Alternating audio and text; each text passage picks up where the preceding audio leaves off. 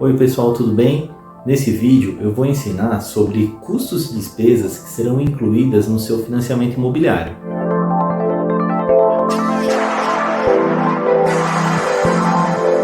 Vamos lá!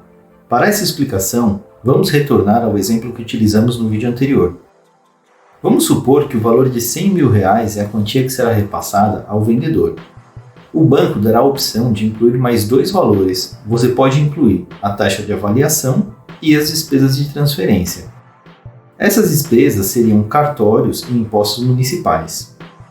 Atualmente, a taxa de avaliação está em torno de R$ 3.450 para o ano de 2022, mas varia de banco para banco e conforme o tempo passa, pode sofrer reajuste para as novas contratações. As despesas de cartórios do tributo municipal variam de acordo com o valor financiado e o município localizado. Então, o banco estabelece que aprova 5% do valor do imóvel, que é suficiente para cobrir as despesas em todo o território nacional. Então aí, você acabou de descobrir que tem esse imposto a pagar. E o nome dele é ITBI-IV, que significa Imposto de Transmissão de Bens Imóveis Intervivos. E é um imposto municipal, ou seja, cada município estabelece a alíquota devida. Isenções, anistias e outros eventos também são definidos pelo próprio município. Normalmente esse imposto é chamado só de ITBI. Então toda vez que um imóvel é transmitido de uma pessoa para outra, terá que recolher esse imposto. Há exceções que podem isentar esse imposto, mas isso vou explicar em um outro vídeo que falará somente sobre ITBI. Por enquanto, considere que todo imóvel transmitido terá a despesa de ITBI. Voltando para o nosso exemplo, vamos supor que o imóvel que comprou custa R$200 mil e o financiamento é de R$100 mil. Aí você optou por financiar todas as despesas que falamos, que seria a taxa de avaliação e a despesa de cartório e imposto municipal. Então seu saldo devedor aumentará R$ 3.450 da taxa de avaliação mais R$10 mil, que seria 5% de R$200 mil para as despesas e impostos a pagar. Então temos um saldo devedor de R$ 113.450. Deste valor, R$ 100 mil o banco vai transferir para o vendedor e R$ 10 mil para a sua conta. E os R$ 3.450 da taxa de avaliação? Este valor é do banco e parte dele será utilizado para pagar a empresa de engenharia que fez a vistoria técnica. Agora falando do saldo devedor, ele sofrerá reajuste pela TR, que significa taxa referencial, e esse reajuste é mensal. A TR é calculada pelo Banco Central. Ela é baseada na TBF, que é a taxa básica financeira. Não vou aprofundar esse assunto agora, mas basta saber o seguinte: TBF é uma taxa calculada pelos rendimentos de CDBs e RDBs dos bancos. Aí o Banco Central faz um cálculo colocando um redutor e chega na TR. Os investimentos CDBs e RDBs são calculados pela Selic, que é aquela taxa básica de juros. Então, quando a Selic está baixa, a TR chega a ser negativa. Quando o resultado é negativo, o Banco Central divulga a TR com um valor zero. Quando a Selic fica mais alta, acaba elevando os rendimentos CDBs e RDBs e pode fazer a TR aumentar um pouco, ficando positiva. Mas a TR costuma ser muito baixa. Nos últimos anos, o acumulado do ano era tudo com valor zero. Isso porque ficamos com a Selic por muito tempo com um valor baixíssimo. Quando falamos de índices econômicos, temos que saber que os valores são flutuantes e mudam todos os meses, por essa variação.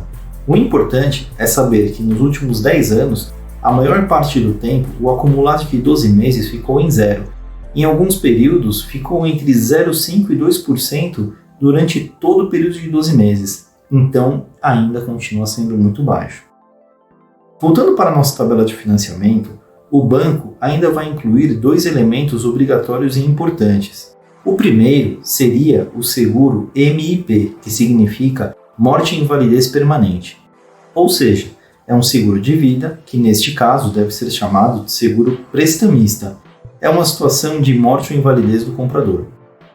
Suponha que João comprou um imóvel. Aí quando ele foi pagar a terceira parcela, voltando do banco acabou sendo atropelado, uma fatalidade. E nessa condição foi dado como invalidez permanente. Quando isso acontece, é apresentado um laudo ao banco e todo o saldo devedor de 97 meses restante é dado como quitado. Mas isso ocorre porque o banco aciona a seguradora e a seguradora efetua o pagamento do saldo devedor junto ao banco. O segundo elemento que falta incluir seria o seguro DFI. Esse é o seguro de danos físicos ao imóvel. Suponha que mora em uma casa financiada e por uma fatalidade cai um meteoro na sua casa e ela fica totalmente destruída. Nesse caso, a seguradora também é acionada e ela faz a quitação do saldo devedor com o banco e o banco lhe dará a quitação imediata da dívida que tinha. Vale falar que esses seguros têm como beneficiário o banco que cedeu o crédito e não a pessoa que está pagando o financiamento. Ou seja, se você acionar o seguro quando tem um problema desses, quem vai receber o valor é o banco e não a pessoa que financiou. Mas e se a pessoa que ficou inválida quisesse receber alguma coisa da seguradora? Tem como? Por este seguro não. Para este fim, ela teria que ter feito um seguro de vida anterior ao evento com o próprio banco ou com um corretor de seguro qualquer de sua livre escolha. Seria um seguro contratado à parte que não tem ligação nenhuma com o financiamento imobiliário. É uma coisa totalmente avulsa ao assunto. O mesmo acontece com o imóvel. Se a propriedade fosse destruída por fenômenos naturais como meteoro, furacão, tufão, relâmpago, deslizamento, um caminhão desgovernado, uma queda de avião, um helicóptero ou algum outro evento qualquer, o comprador terá a dívida quitada e permanecerá com o imóvel em sua posse, mas no estado que se encontra, ainda que todo destruído. No caso de uma casa, se foi totalmente destruída, teria o terreno em seu nome, e no caso do apartamento, se o prédio caiu, teria a fração ideal do terreno. Aí, para que recebesse um valor de uma seguradora, a pessoa que financiou o imóvel precisaria ter feito um seguro do imóvel contratado de forma totalmente avulsa, da mesma forma que se tem a respeito do seguro de vida.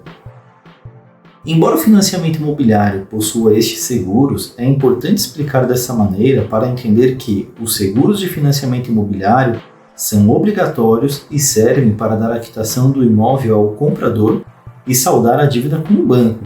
Não é para indenizar a pessoa que está com o financiamento ativo. Esses acidentes podem acontecer ainda que seja pouco provável. Então, para recapitular, na contratação do financiamento imobiliário, optará por financiar ou não a taxa de avaliação e as despesas de transferência. O saldo devedor é todo reajustado pela TR mensalmente e ainda serão acrescidos os seguros MIP, que seria por morte e invalidez permanente, e o DFI, que seria danos físicos ao imóvel.